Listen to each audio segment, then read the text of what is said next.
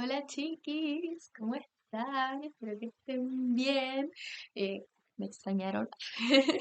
Espero que hayan zapateado, bailoteado, comido muchas empanadas, tomado harto terremoto y hayan disfrutado sus fiestas patrias, chiquis, porque a mí me hicieron falta, la verdad. Extrañé mucho comerme una empanada. Bueno, yo soy team empanada de queso, entonces la verdad es que el 18 no tiene nada de nuevo en cuanto a las empanadas, porque no puede comerse una empanada de queso durante todo el año. Eh, pero extrañé mucho el arco, a mí me gusta mucho y aquí en las Europas no se celebró mucho el 18. Hicimos lo que pudimos, pero terremoto definitivamente lo encontré, ¿ya? La clase de hoy día, chiquis, va a ser cortita, ¿ya? Pero tiene harto que recordar sobre la clase de ciclo bárico, que fue la clase pasada, ¿ya? La pasaba a la semana del 18 porque la semana del 18 no tuvimos clase, ¿cierto? Pero tienen que recordar harto lo que es la clase del ciclo ovárico, ¿ya? Entonces partimos primero con los métodos anticonceptivos, ¿cierto? Que se clasifican en cuatro categorías, si mal recuerdo. Pero primero vamos con los naturales, que es simplemente seguir o sí, claro, una forma de seguir nuestro ciclo de la mujer, ciclo ovárico, eh, sin intervención de ninguna hormona externa a las naturales de nuestro cuerpo, sin ningún aparato externo, simplemente con la naturalidad de lo que es nuestro cuerpo a lo largo del ciclo, ¿cierto? Sin ninguna intervención. Primero está el método de Billings, que es el método del moco cervical, ya que es esta secreción vaginal que va cambiando a medida que va avanzando nuestro ciclo ovárico, ¿cierto? Nosotros tenemos aproximadamente un ciclo de 28, un ciclo de 28 días, ¿cierto? Donde el día 14 es el día de la ovulación, el día 1 el día en que a nosotros nos llega la regla y el día 28 es el último día del ciclo, ¿cierto? A medida que nosotros nos vamos acercando al día 14, que es el día de la ovulación, ya nosotros nos vamos acercando a nuestro periodo fértil, ya que eso igual lo voy a explicar mejor en el siguiente método anticonceptivo, pero para que nos hagamos una idea, el día 14 es el día más fértil porque es el día de la ovulación. Y la ventana fértil se cuenta 3 días antes de la ovulación y 3 días después de la ovulación. Y contando la ovulación, esa es nuestra ventana fértil, ¿ya? Entonces, el día de la ovulación, nosotras como mujeres, ¿cierto? Vamos en un principio a notar un cambio en la contextura de esta secreción vaginal, ¿ya? A medida que nos vamos acercando a nuestra ventana fértil, este muco cervical se va tornando más transparente, ¿cierto? Y con una consistencia ya de clara de huevo, prácticamente, ¿cierto? Los primeros días de nuestro ciclo no tenemos esa secreción porque es la menstruación, ¿cierto? Entonces quizás esa secreción al final va a tornarse un poco cafezosa por los restos de sangre que queden, ¿cierto? Un poco blanquecina también después de eso. Eso es normal, ¿ya?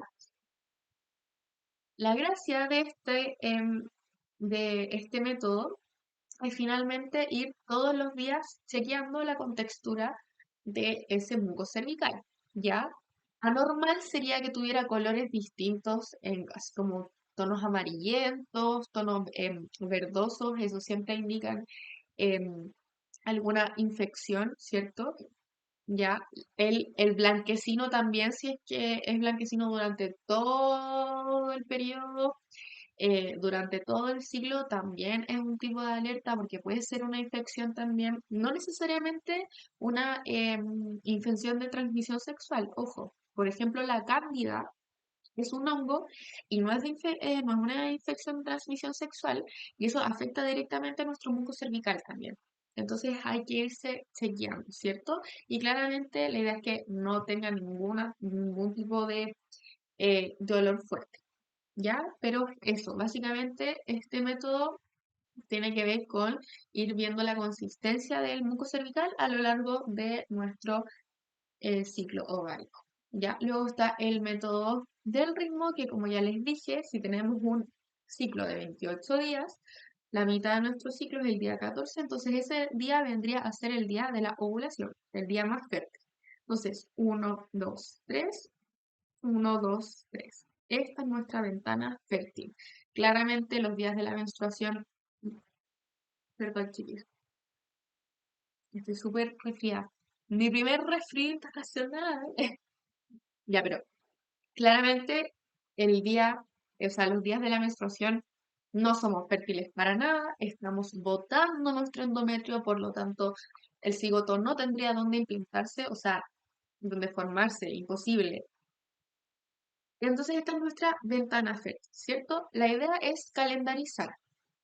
Literalmente agarrar un calendario y decir, este día me llegó la regla, este otro día me llegó la regla y así sucesivamente, y para que se considere más o menos válido y poder tener una idea más o menos certera de lo que son nuestros días fértiles, mínimo se tiene que realizar por 6 meses, ¿ya? Entre 4 a 6 meses. El tema es que para la gente que es irregular, es súper complejo seguir este tipo eh, de métodos anticonceptivos, ¿cierto? Porque claramente la gracia es que en tu ventana fértil no tener relaciones sexuales. Luego está el método de la temperatura basal, que está basado en nuestra temperatura en reposo, ¿ya? ¿Por qué? Bueno, vuelvo a tener esta idea, ¿cierto? El día 14 es el día de la ovulación y el día en que nosotros ovulamos, ¿cierto? Estaba este pic de pH. Y con este pic de pH hay una leve temperatura, es nuestra temperatura basal. Y con leve me refiero a que si nuestra temperatura basal, es decir, en reposo, ya, no después de haber hecho ejercicio, no, en reposo, ¿cierto? Y no con una estufa al lado, claramente, en reposo, sin nada que pueda alterar tu temperatura, no sé, nuestra temperatura basal es de 36,5, que el día de nuestra ovulación tengamos 37,5, por ejemplo. ¿Ya?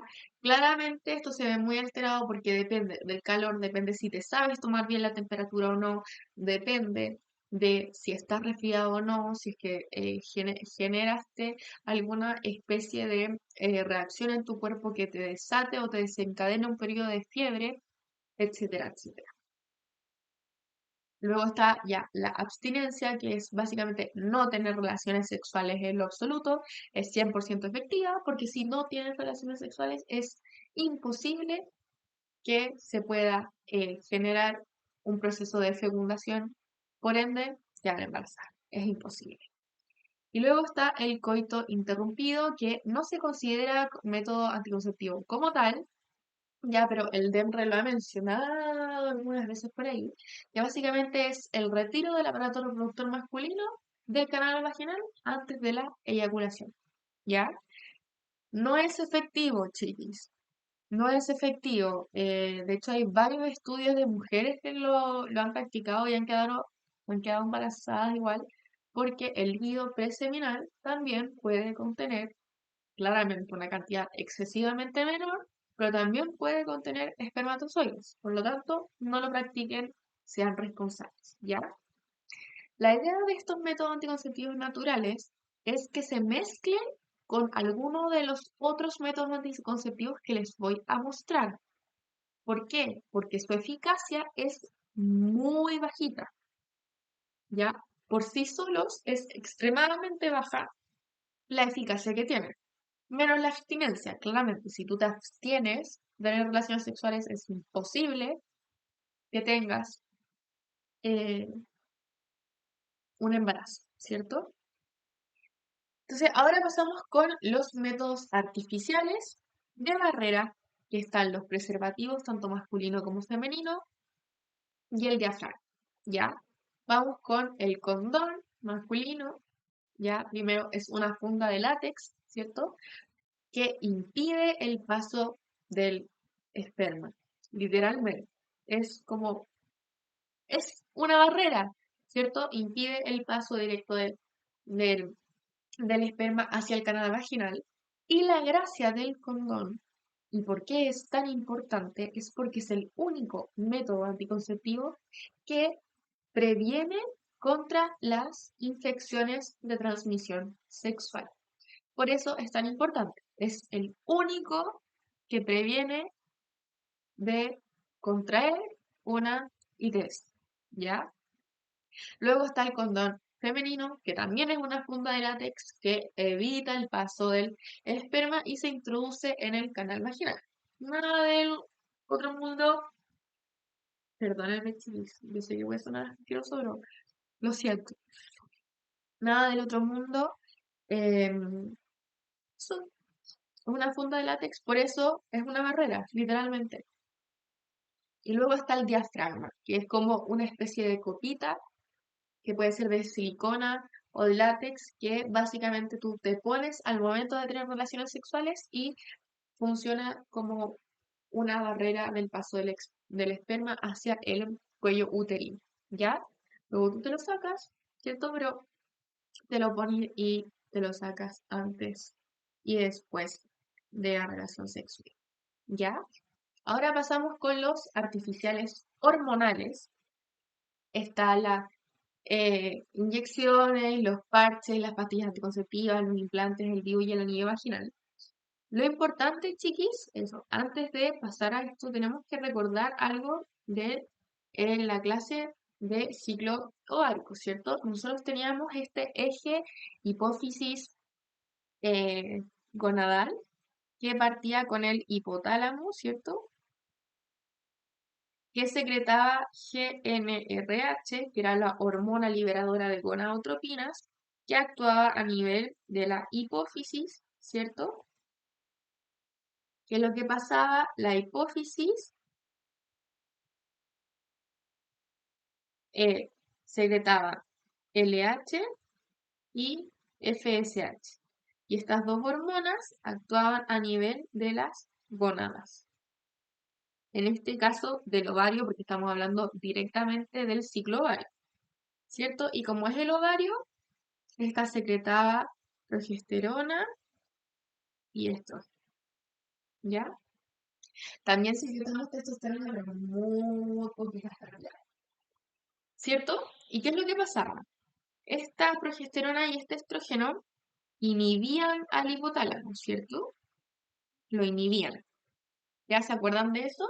De que estaba esta inhibición, porque el cuerpo lúteo secretaba progesterona y estrógeno y estos inhibían al hipotálamo para que se dejara de producir LH y FSH y no se volviera a iniciar el ciclo. Tenemos que tener esa inhibición en cuenta, porque con ese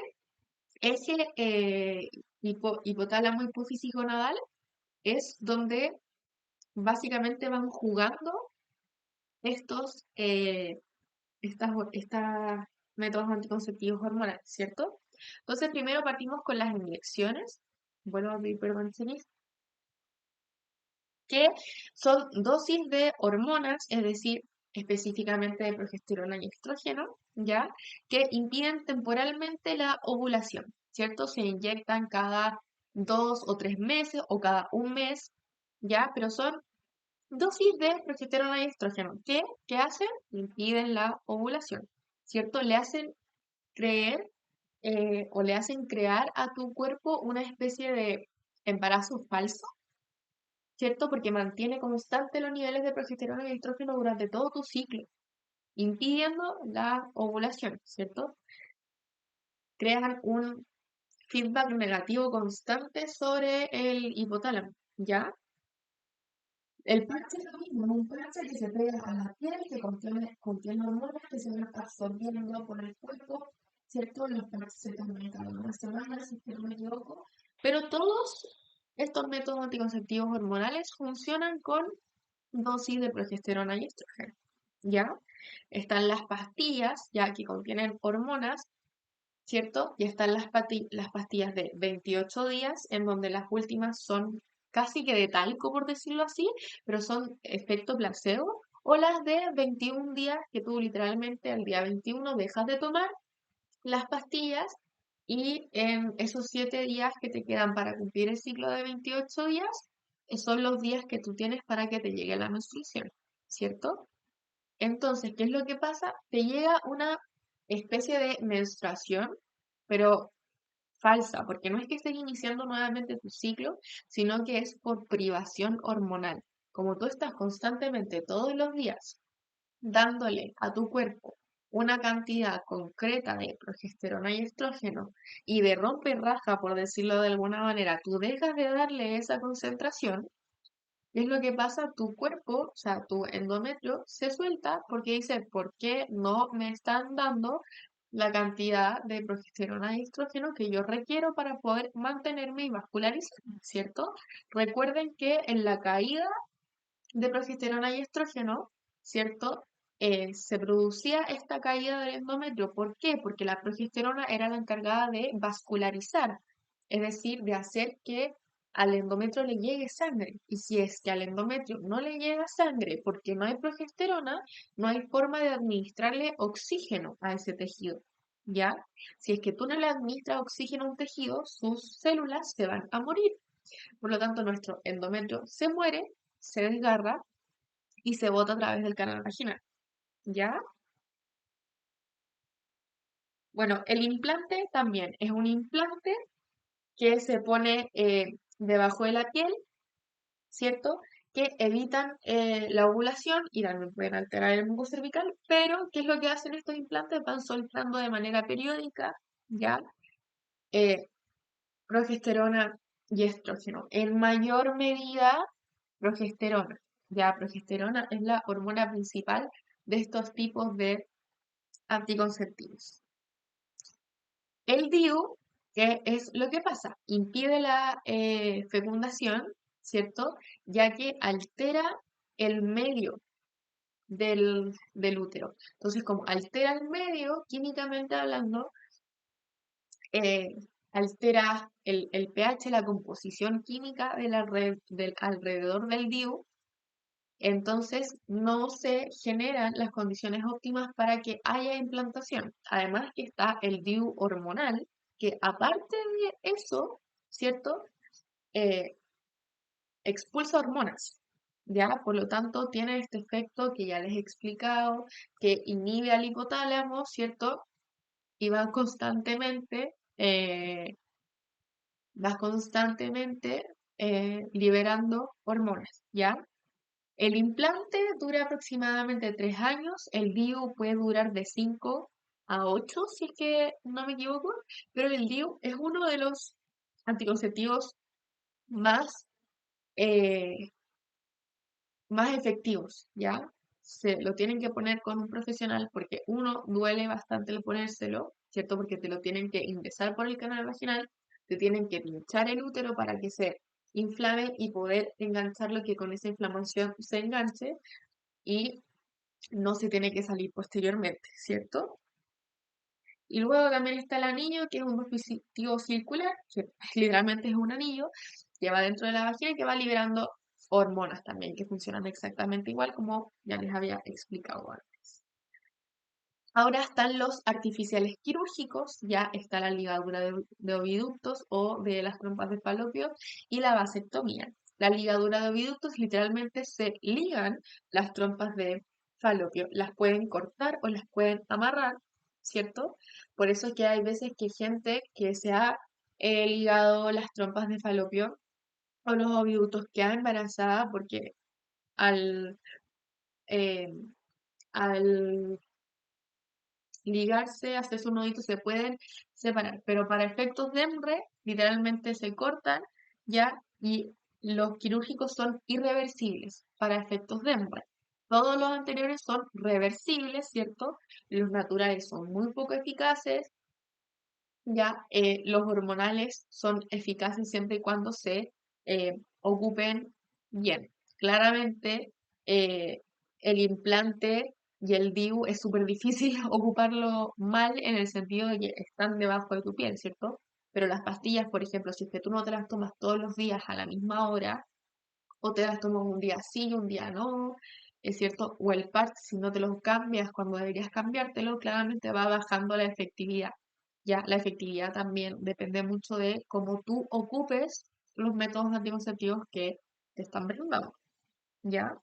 Y bueno, y luego está la vasectomía, que se liga a los conductos deferentes, que son los conductos que básicamente permiten la la liberación de los espermatozoides. Entonces, no hay liberación espermática. ¿Ya?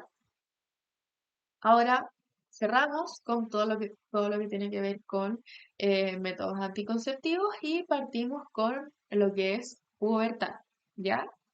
Básicamente seguimos con hormonas, pero entre los 10 y los 15 años se producen los cambios físicos denominados caracteres sexuales secundarios. ¿Y es por qué se producen estos caracteres sexuales secundarios? Justamente por la maduración reproductiva del individuo, por el inicio de estos ciclos ya hormonales, ya de las hormonas reproductivas, ¿cierto? Entonces, al iniciar esta madurez reproductiva, tú puedes empezar a tener descendencia. ¿Y qué involucra endocrinológicamente hablando esta madurez reproductiva, ¿cierto? A nivel de hormonas, pasa que el hipotálamo aumenta la secreción de gonadotropinas, que era esta GnRH, ¿ya? La GnRH aumenta la producción de LH y FSH, ¿cierto? Por parte de la hipófisis anterior o adenohipófisis, ¿ya? Y estas dos hormonas actúan a nivel de los ovarios y de los testículos, activando la producción de estrógenos y progesterona en mujeres y testosterona principalmente en hombres, ¿ya? Entonces, ¿qué es lo que pasa con las mujeres? Los caracteres sexuales secundarios a desarrollar son que nuestra voz se torna más aguda, se nos ensanchan las caderas, se nos desarrollan las glándulas mamarias, ¿cierto? Empieza a salir vello púbico, vello axilar y ocurre la menarquia, ¿ya? Que es la primera menstruación, ¿ya? También a la salida del vello púbico se puede llamar pubarquia, ¿ya? La telarquia es cuando se nos desarrolla el botón mamario, ¿cierto? Entonces, eso ya son términos más técnicos, pero menarquia sí o sí se la tienen que saber, primera menstruación, telarquia se desarrolla el botón mamario, la pubarquia se desarrolla el vello púbico. En hombres, la voz más grave, ¿cierto? El crecimiento de la barba, el vello púbico, el vello axilar, la pubarquia también, ya se nos ensancha la espalda, en la espalda, ¿cierto? Y comienzan ya a producirse esto de los sueños húmedos, que es la producción de espermatozoides, ¿cierto? Es la espermaquia, ¿ya? Entonces, los cambios físicos van asociados directamente con el aumento de las hormonas mencionadas anteriormente, que van a desencadenar la aparición de estos caracteres sexuales secundarios mencionados, ¿cierto? Y justamente con la pubertad comienzan estos cambios psicológicos que es, te comienza a atraer un sexo, no necesariamente el sexo opuesto, pero está este interés por la actividad sexual que se desarrolla justamente por el aumento de estas hormonas, ¿ya? Y para terminar, para finalizar esta clasecita, partimos con las infecciones de transmisión sexual. ¿Ya? Vamos con el más conocido y el más temido de todos, que es el VIH, el agente patógeno, es decir, el que produce la infección, el agente que introduce la infección es un virus y es el virus de la inmunodeficiencia humana. Literalmente, este virus lo que hace es apagar nuestro sistema inmune. ¿Cuáles son los síntomas? Pérdida de masa corporal, diarrea, fiebre, inflamación de los ganglios, ¿ya? ¿Cómo se transmite? A través de relaciones sexuales, por las vías sanguíneas, ¿cierto?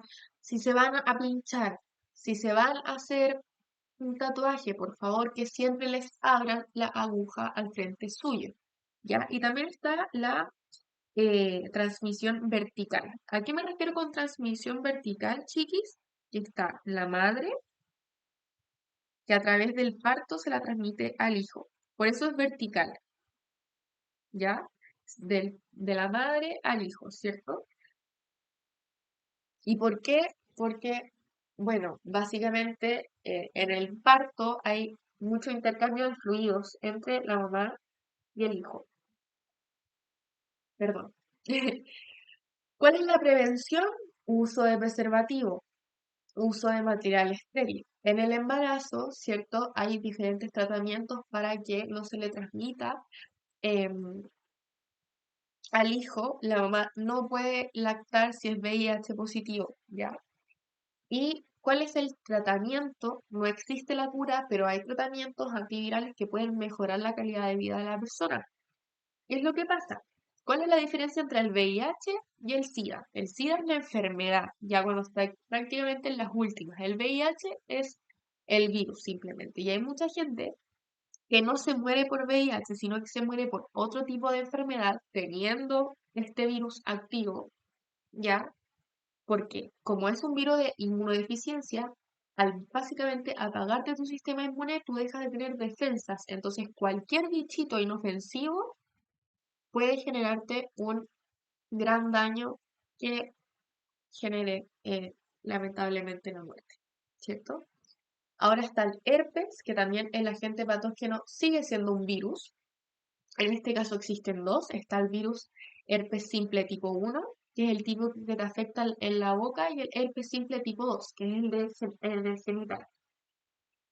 No les pongo foto porque encuentro realmente asqueroso, ¿ya? Eh, bueno, claramente el PPT no lo hice yo, lo hicieron mis ayudantes hermosas y hermosos, pero a mí no me gusta poner fotos en esta parte del PPT porque realmente encuentro que sí, sí, que se ponen. Pero para que se hagan una idea, los síntomas del herpes son ampollas, ¿ya? Tanto en la boca como en los genitales, fiebre, enrojecimiento de la piel, dolor en la rutina y al tener relaciones sexuales y heridas en los genitales, ¿ya? La transmisión es tener relaciones sexuales sin preservativo con alguien que tenga el virus activo, que tenga herpes.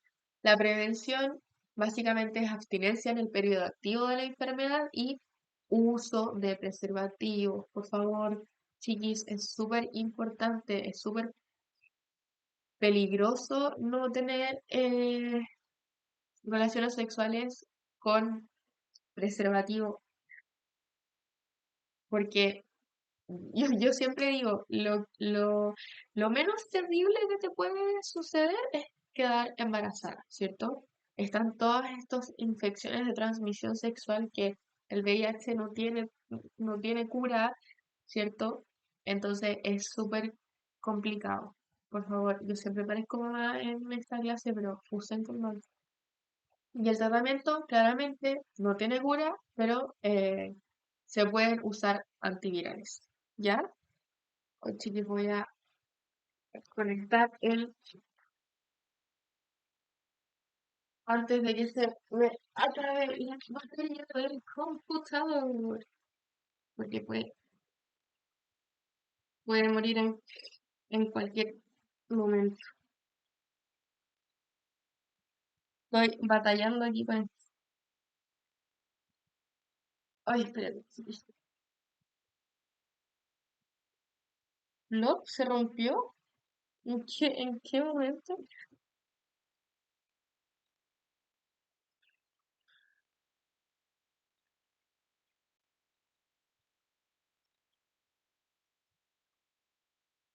¿Se rompió? Ah, pero no sé si eso afectará en si se puede o no se puede conectar. Sí, ahí funcionó. Hoy me dio un patatún porque sin ese adaptador, odio computador, literalmente. Ya sí, ahora sí, ahora sí, ahora sí. Ya. Luego estamos con la gonorrea, que ahora cambiamos de agente patógeno. Ahora el agente patógeno no es un virus, sino que es una bacteria que se llama Neisseria gonorrheae. Ya no es necesario que se sepan el nombre exacto de la bacteria o del virus, con que se sepan cuál es el tipo de patógeno, yo siento que es suficiente. ¿Cuáles son los síntomas?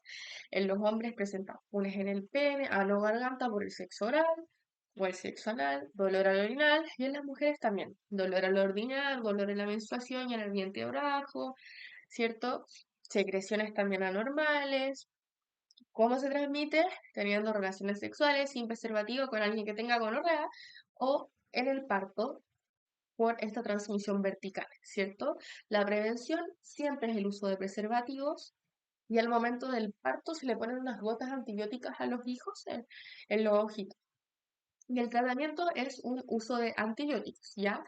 Este es un tratamiento, ¿cierto? Pero el tratamiento no evita que tú te puedas volver a contagiar en un futuro. Lo mismo pasa con la clamidia, ¿cierto? El agente patógeno es una bacteria que se llama Clamidia trachomatis.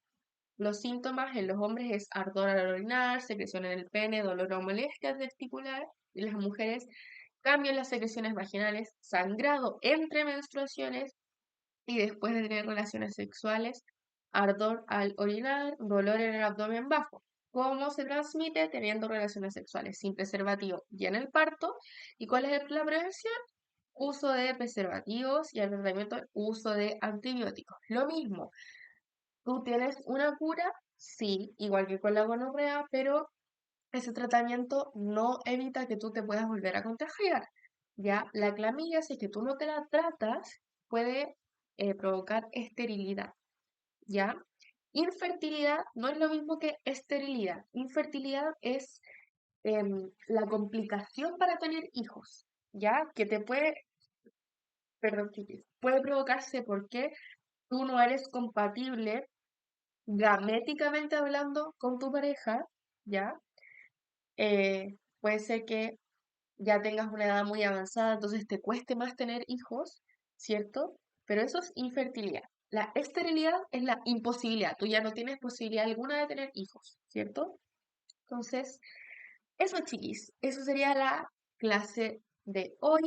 Fue un poquito cortita, si no me equivoco, fue media hora, 40 minutos.